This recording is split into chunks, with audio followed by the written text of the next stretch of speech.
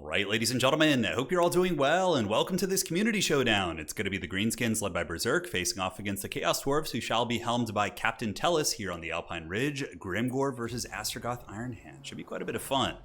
Now for the Greenskin build here, it is going to be a front line of goblins and mostly chaff units, although occasionally you do see the fanatics mixed in, especially in land battle, because in land battle sometimes Chaos Dwarves can play these somewhat defensive positions using the Iron Sworn and the blasting charges, which are pretty effective against the light troops of the Greenskins, but by bringing in fanatics and getting those ball and chains that you can throw right into those elite bricks, you can do a ton of work. So I really like how he was kind of hedging his bets here and making sure he had ample tools to deal with the elite threats. So it is going to be a couple units here of fanatics, I think 3 or 4 in total. Yeah, wow, 4 fanatics on those bad boys. And we do have a couple goblins in the front line, obviously going to be there with their poke and spears, which I suppose is better than just not having anti-large. And those bad boys can get in and, hold their own with 28 melee defense for their cost. There are worse deals out there. Now in the backfield, we do have the Doomdiver Catapult, which is especially good on this map. It's going to be pretty excellent at sniping big targets over the course of a long game, so... in land battle, you might see more action like this here. We do have the old Kadai Destroyer, which is a big terror-causing monster, which if you're going to be trying to force a fight on an objective and there's a terror piece there, it can be really decisive. And on top of that, we do have the Demon's Tongue. So those are both very good targets here for the Doomdiver Catapult. In the backfield, some mobility. We've got Savage Orc Boar Boys, both of which are going to be the anti-large variant. Makes sense. Chaos Dwarves do have a fair amount of large targets that are very threatening against the Greenskins. So having the Broken Tusk Mob as well as the other Savage Orc. Oh, Savage Orc Boar Biggins. Okay, still, this is the non-anti-large variant? Okay, yeah. So these guys are just here to kill infantry, but there is one dedicated anti-large one over here. These ones are going to be more designed to deal with the infantry-based threats. Okay, and Grimgor is a decent grinding character. I mean, if he can catch Astragoth, he can put a bit of a beating on him, and that's really the issue with Grimgor, right? If he's able to catch the targets, he can pretty much damage anything effectively with super high melee attack, but, catching them is part of the problem. Now, for the Chaos Dwarves on the other side, it is going to be a Hobgoblin front line, backed up by Blunderbusses as well as the Infernal Guard.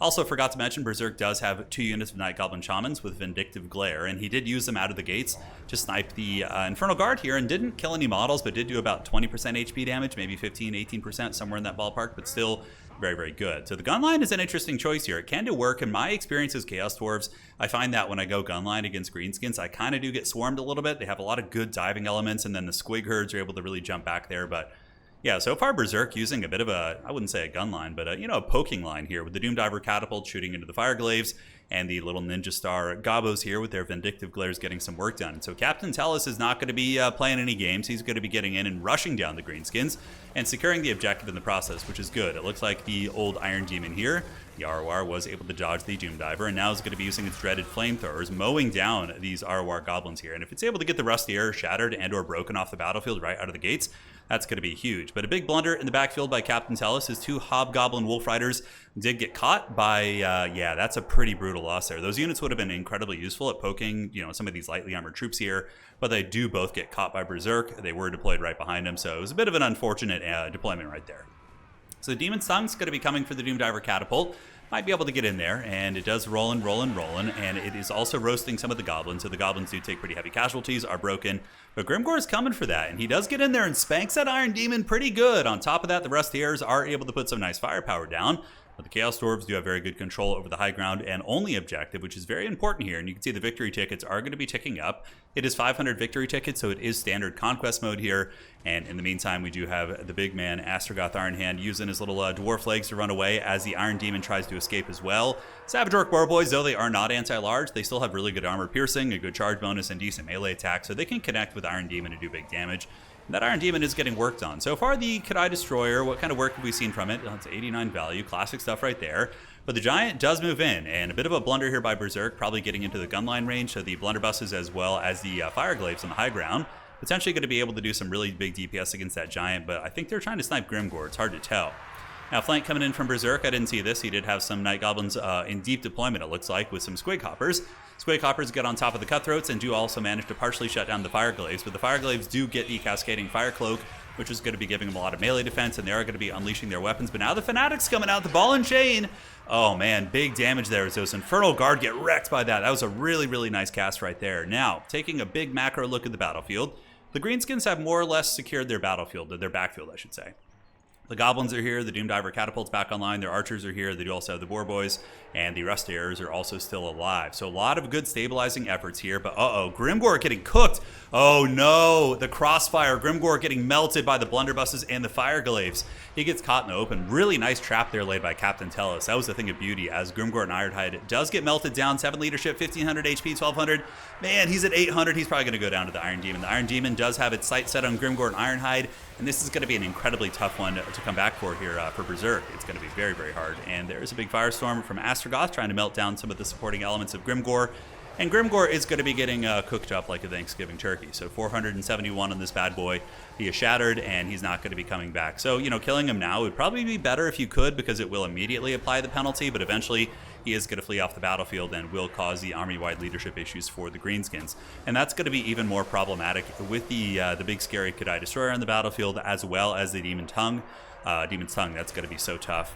So a diving attempt here by the Chaos Dwarves, trying to sneak some goblins back here on the Doomdiver Catapult, but Berserk is going to be watching that. He probably knows that the Doomdiver Catapult is going to be one of his big breadwinners. Only 400 value so far, but it's one of the few pieces he has that can put constant pressure on top of the Iron Demon right here, so I think he's going to continue poking that way. Although he does still have the Giant, and if you could shut down the gun line, maybe the Giant's going to be able to do some work. We'll have to see. Giants are very cost-effective monsters.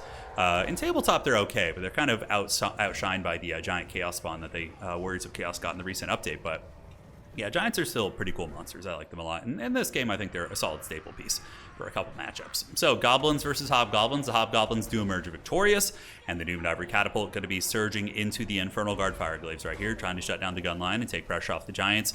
We'd also see a Vindictive Glare coming down from the Night Goblin Shaman. Could have been used perhaps to maybe try and snipe the Iron Demon, although I think the Iron Demon is, it's still alive back there and chasing.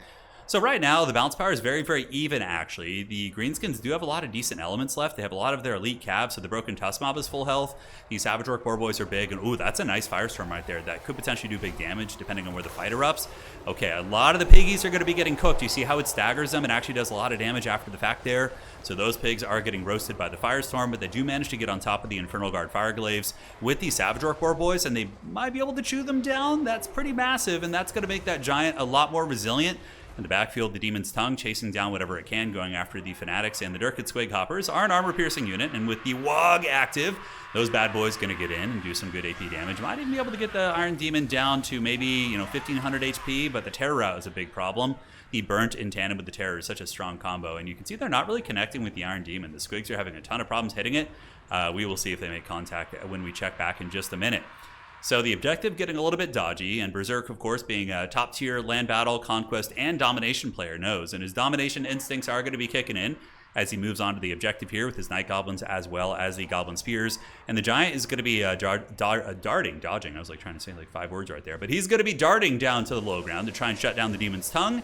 The Demon's Tongue does use more power, and that's going to be making him pretty quick. The Giant's trying to take that angle of pursuit. It's like an NFL linebacker taking that sweet, sweet angle to cut off the running back on the sweep. But the Demon's Tongue, was about right. Okay, down to 1500 HP here, so he does get melted. But sadly, the Giant is not going to be catching his prize today. Sad for the Giant, happy for the Chaos Dwarves. Now, back here, we see Astragoth, and it looks like he's going to be going after the Shamans, which is very smart. Getting rid of the Vindictive Glares, which is such a cheap spell that oftentimes Greenskins, even in a very, very long game, are going to be able to cast it perpetually, just nonstop. So shutting down these little Shamans and actually making sure they don't come back and Magic Missile you later is going to be very, very nice. Sadly, he lost his Wolf Riders. Like, if he had managed to keep his Wolf Riders alive, he'd have so many tools for chasing these things down instead of having to allocate a very expensive lord to potentially chasing them. So the Destroyer, let's see. I'm going to guess maybe 700 value. Let's see what we're at right now. Okay, 400 value. Classic Kadai Destroyer, always a bit of a meme. But I mean, against Greenskins, even if it's not doing a ton of damage, it still is terror, right? And you can see that's going to be forcing entire units to run. It's going to be breaking open positions. There's a lot of stuff there that's very, very good. Demon's Tongue over here, getting surrounded and beaten. It looks like these Savage Orcs were able to pit it in with these Squigs, and Big Daddy's coming. Dad did come home. He got his cigarettes, and he's coming, and he's pissed. He's going to be laying a smackdown here on this Demon's Tongue if he can catch it. 688 HP. It looks like these Squigs and Pigs, our favorite barbecue joint, is able to get the wraparound. Is the Demon's Tongue going to be able to get away? The Giant is waddling. And here we see Berserk getting his Morgub's Mangy Marauders ahead of the Demon's Tongue. And what he's going to be doing then is he's going to turn around and slam into the Demon's Tongue and probably try and pin it in place. Although they might get cooked out by the Flamethrower. He does kind of sandwich it in here. And now the Giant's going to be getting in. This is going to be a big pick. Could get the Greenskins back in the game if they can finish this off. Giant comes comes in and takes it to the club, baby. Down goes the Iron Demon, exploding in flames. And the Greenskins certainly have something to celebrate now. Now, on the backside here, we do see Astro Chad shutting down the Doom Diver Catapult, so good choice. One of the little gremlins did come back, though, and the Orc Labor should be able to cut that off. And can the Greenskins actually win this game? I think they might actually have a chance. With the Giant being this healthy, 6,000 HP, the Kadai Destroyer only has 5,000. And, of course, the Kadai Destroyer does have the crumbling mechanic. It disintegrates, which makes it very susceptible to being punched down quickly if you're not careful. So more Fanatics being loosed. Going to be clubbing some of the fellow goblins, but if it gets rid of the Hobgoblins, I would say it's certainly worth it. And there is the Kadai Destroyer routing off the Night Goblin Fanatics. They're going to be running for the hills, probably going to be getting terror-routed here in just a second. And ladies and gentlemen, we have an absolute knockdown, drag-out game here as we do approach the 9-minute mark. Greenskins need to get that objective or at least hold it. And it looks like they do have it right now. 360 victory tickets here for the Chaos Dwarves. And once again, Captain Tellus is going to be dropping a beautiful Flamestorm here. He's been doing pretty good ones all game, and that's going to be cooking depending on which direction it rotates. But it looks like it's a pretty good cast. Yep. Rotates right into the center mass of the Greenskins. That could have been a big swing back right there. There was a lot of healthy units there that just got melted. And now suddenly this Giant is standing on his own, although he does get sneaky stabbing, which is pretty cheeky here. And Astrogoth does move in. Does he have the Black Hammer of Hashut? I don't know if he does. I don't think he has it, or at least it's not active right now. But they should be able to 2v1 the Giant. And the Giant, yeah, it's going to be falling. The sneaky stabbing helps, but I don't know if it's going to be enough. Balance of power is very, very even. Grimgor died a long time ago or shattered off the battlefield. Certainly not the baddest today. But looking around at what the Greenskins have.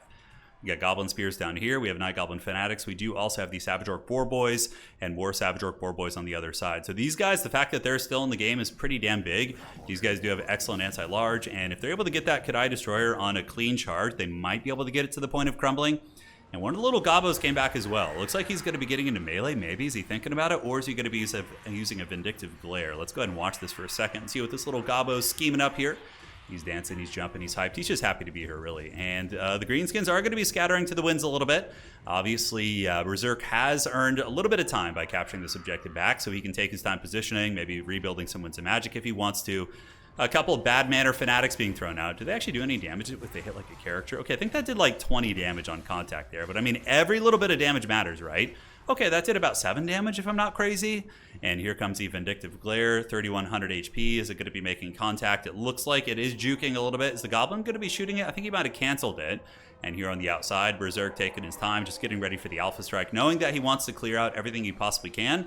And will the Savage Orc Boar Boys actually win this against the Orc Laborers? I don't know. These guys, I guess they're pretty beat up and their low leadership is going to be a variable, right? So they do win the fight. And there, the remnants of the Rusty Air is going to be getting nailed by a Flamestorm. Beautiful awareness here by Captain Tellus. That was very, very nice. But Berserker is a cunning foe, one of the best in the world. And there is another Vindictive Glare. Double Vindictive Glare. Brutal. See, that's 700 or 800 damage right there on that Kadai Destroyer.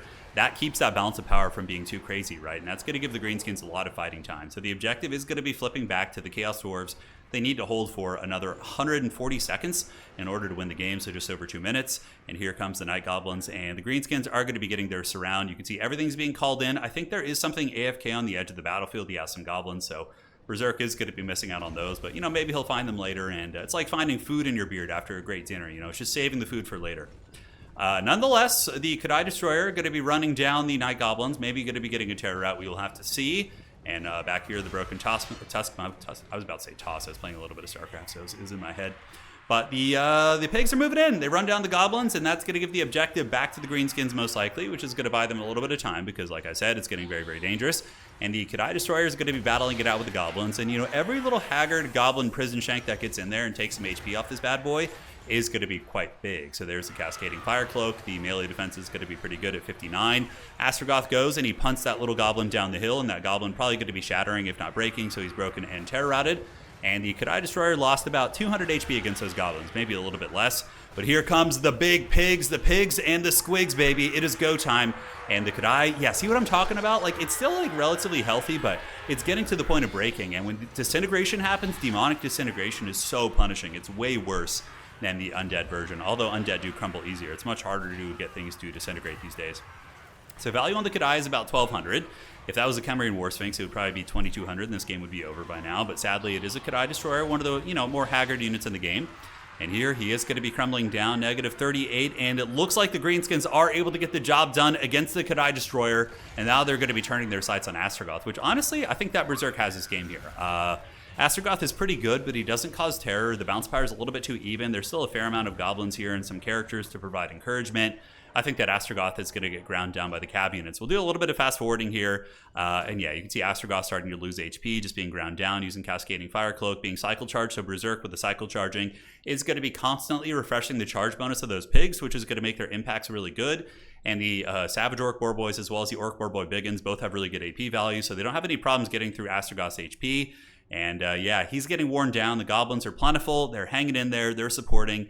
And ladies and gentlemen, I think it's going to be the end of the road. Vindictive Glare going down on Astrogoth as well. And look at that, man. 15 seconds away from winning were the Chaos Dwarves. 15 seconds. That is so nuts. But at the end of the day, Berserk showing why he is one of the GOATs. And Captain Tellus honestly playing a really good game as well. I don't think that's it.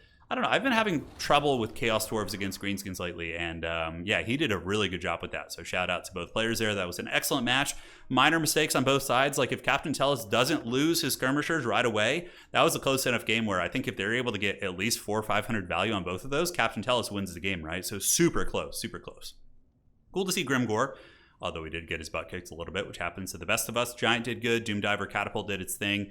700 here. And yeah, nothing really got insane value that game. It was kind of just spread out. The only things that probably got a lot of value were the units that killed Grimgor.